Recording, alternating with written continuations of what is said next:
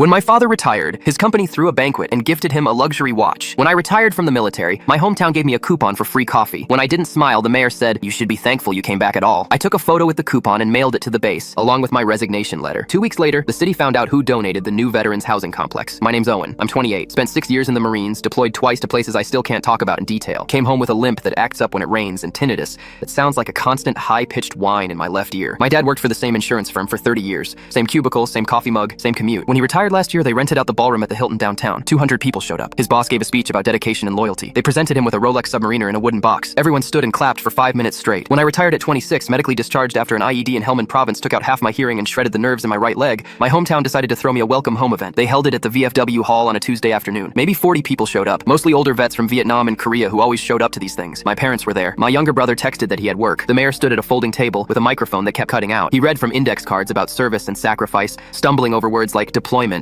and mispronouncing Helmand as Helmet Province. Then he smiled, reached into his jacket pocket and pulled out a laminated card. "On behalf of the town council," he said, "we'd like to present you with this token of our appreciation." It was a coupon. 1 free coffee at Rosie's Diner downtown. The same diner that gives veterans 10% off anyway. I just stood there, staring at this flimsy piece of laminated paper in my hand, while a local reporter snapped photos. The mayor must have seen something on my face because he leaned in close, still smiling for the camera, and said under his breath, "You should be thankful you came back at all." Some guys didn't. I felt my jaw tighten. Nodded once, didn't say a word. I pulled out my phone, held up the coupon next to my face, and took a selfie. The mayor thought I was being grateful. He patted my shoulder and moved on to shake hands with the VFW guys. I walked out 10 minutes later, didn't touch the sheet cake, didn't stick around for the raffle. That night, I sat in my apartment staring at that photo on my phone, me holding a coffee coupon with a forced smile. Behind me, you could see the mayor grinning like he'd just done something meaningful. I opened my laptop and scanned the photo, attached it to an email addressed to my old commanding officer, Lieutenant Colonel Briggs. Subject line, hometown hero treatment. Body of the email. This is what 6 years and a Purple Heart gets you. Then I opened a second email. This one went to the County Veterans Committee, the one I'd been volunteering with for 8 months, helping guys navigate the VA system and find housing. I wrote one sentence. Effective immediately. I resigned from this committee. Clicked send on both. Then I opened my banking app and looked at the account I hadn't touched in 2 years. My grandmother's inheritance. She passed right before my second deployment and left everything to me. $2.3 million